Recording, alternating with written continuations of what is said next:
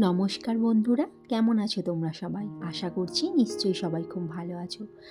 আজকে 15ই নভেম্বর শনিবার। তো কালকে আসবে মামার মেয়ে আইবুড়ো ভাত খেতে। তো মামার মেয়ের সামনেই বিয়ে, আইবুড়ো ভাত খাওয়াবো।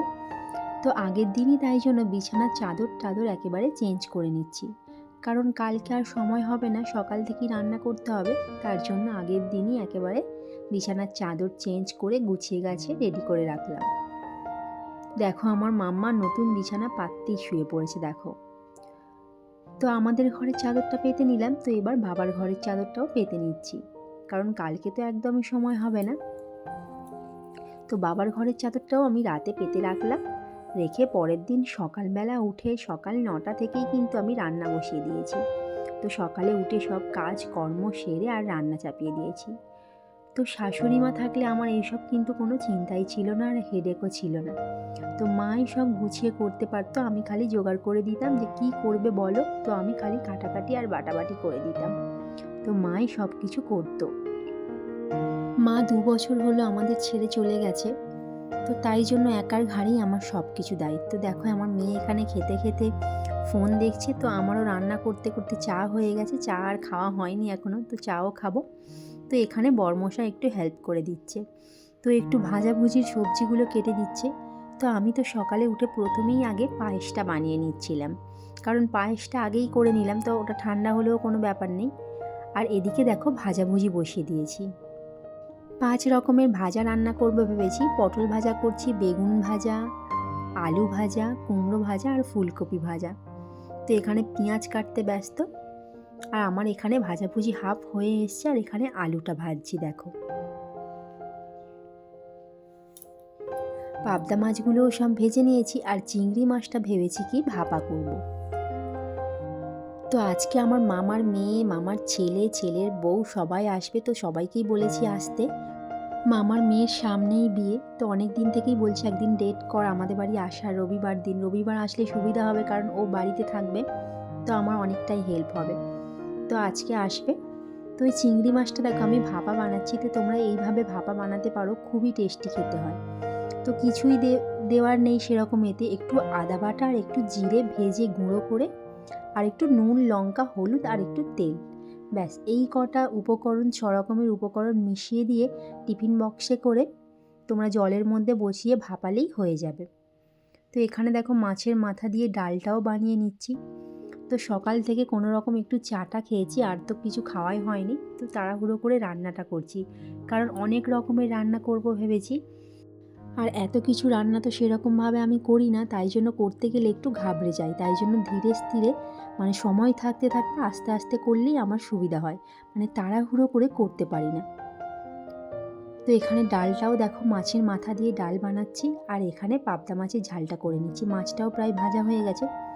তো সকাল থেকে রান্নাটা করছি যাতে দুটোর মধ্যে রান্নাটা কমপ্লিট হয়, না হলে তো সবাই এসে যাবে আর ভাতটা খেতেও দিতে হবে, অনেক বেলা হয়ে গেলে অসুবিধা হবে আবার।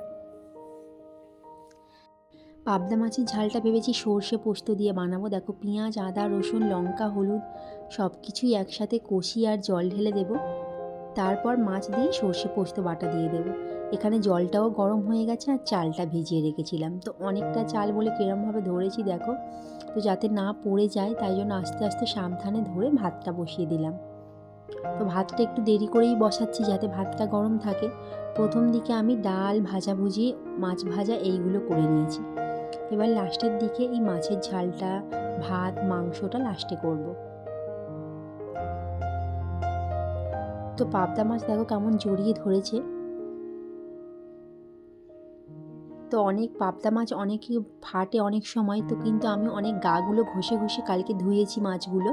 আগের দিন মাছগুলো কেটে এনেছিলাম, তো ঘষে ঘষে ঘষে ঘষে ধুয়েছি, তার জন্য আজকে কিন্তু বেশি আর ফাটেনি। তো দেখো এখানে সর্ষে পোস্ত দিয়ে মাছের ঝাল হয়ে গেছে, আর এখানে ভাতটাও মানে জলটা ফুটবো ফুটবো করছে, আর এখানে স্যালাডটাও কেটে নিয়েছি দেখো, শসা, গাজর, টমেটো, পেঁয়াজ। তো এটাও কাটা রেডি থাকলো, আর আমার এখানে চিংড়ি মাছটাও কিন্তু এখানে ভাপাতে দিয়ে দেবো, সব রেডি হয়ে গেছে। তো এই জলের মধ্যে দেখো একটা ঢাকা দিয়ে দেবো, তো এখানেই 15-20 মিনিট চিংড়ি মাছটা ভাপা হবে, তারপর ভাতের মধ্যে দিয়ে আর রেখে দেবো যাতে গরম গরম থাকে। তো এখানে দেখো মটনটাও ম্যারিনেট করা হয়ে গেছে, তো আমি ওকে বললাম তুমি একটু আলুটা ভাজো, আমি কিছু বাসন মেজে কমিয়ে দিই। তো বাসন তো অনেকই পড়ছে, তার জন্য ভাবলাম আগে ফাগে একটু বাসন মেজে নিই, যেগুলো আর লাগবে না। সব রান্নাই মোটামুটি হয়ে গেছে, এবার মাংসটা করলে হয়ে যাবে। তাই জন্য কিছু বাসনও মেজে নিচ্ছে, আর এখানে মাংসটাও কষাচ্ছে। আমি সব রেডি করে বসিয়ে দিয়েছি, তো কষিয়ে দিল, দেওয়ার পর তারপর এবার প্রেসার কুকারে করে করব। তো ভাতের মধ্যে দেখো টিফিন বক্সটা বসিয়ে দিলাম, আস্তে করে ওটা গরম থাকবে। তো রান্না হয়ে গেছে, আমার মেয়ে আর জায়ের ছেলে দেখো দুজনে খেতেও বসে পড়েছে। তো বোনের জন্য আলাদা আলাদা আগে তুলে রেখেই বাচ্চা দুটোকে আগে খাবার দিয়ে দিলাম, কারণ ওদের তো দেরি হয়ে যাচ্ছে, তাই জন্য বললাম কি তোরা দুজন খেয়ে নে, তারপর ওদেরকে খাবার দেব।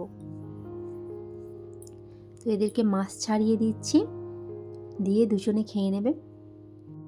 আমার মেয়ে তো আজকে খুবই খুশি, দেখো বাড়িতে মাসিমণি মামা মামি আসবে সবাই, ও তো খুবই খুশি।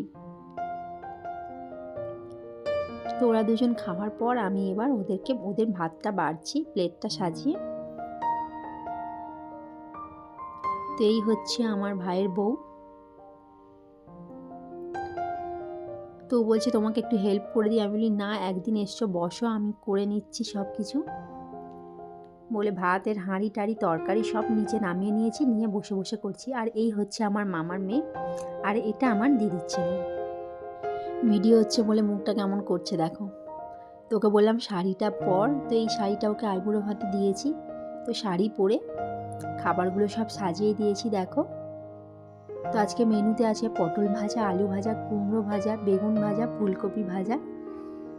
তো ভাত, মাছের মাথা দিয়ে ডাল, পাবদা মাছের ঝাল, চিংড়ি মাছের ভাপা, খাসির মাংস, চাটনি, পাঁপড়, মিষ্টি আর পায়েস। তো এই আজকে মেনুতে আছে দেখো। তো বলছে এত কিছু রান্না কি করে করলে, এত কিছু রান্না। তো শাঁখ বাজাচ্ছিল, ভাবলাম একটু আশীর্বাদ করি। তো আশীর্বাদ করতে গিয়ে হাসিও ফাঁসছিলাম দেখো, আমরা তো ফাজলামি করি সবাই একসাথে।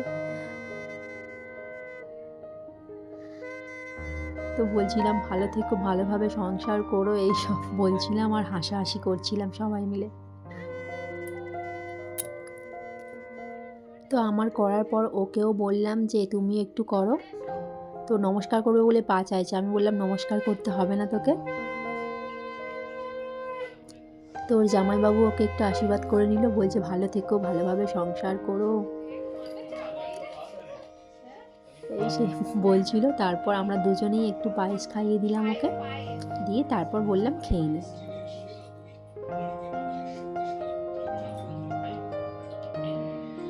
তো ওর ভাতগুলো সব রেডি করে দিয়ে বাবাকেও রান্নাঘরে দিয়ে দিয়েছিলাম, দিয়ে তারপর সবার জন্য খাবারটা বেড়েছিলাম।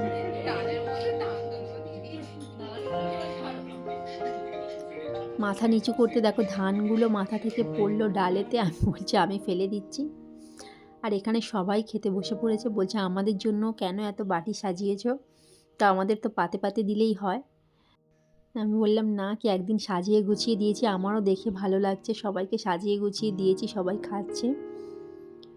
তো খালি বারবার বলছে তোমরাও খেয়ে নাও। তারপর আমরা দুজনও ওদের সাথে বসে খেয়ে নিয়েছিলাম।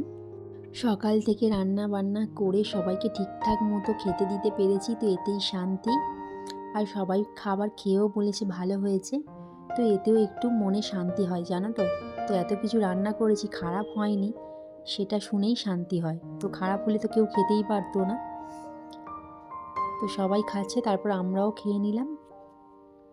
তো এইভাবেই গল্প করতে করতে আজকে দিনটা ভালোই কাটলো জানো তো। অনেক দিন পরে মামার ছেলে মেয়ে বউ সবাই এসছে, তো অনেক দিন পর ভালোই দিনটা কাটলো।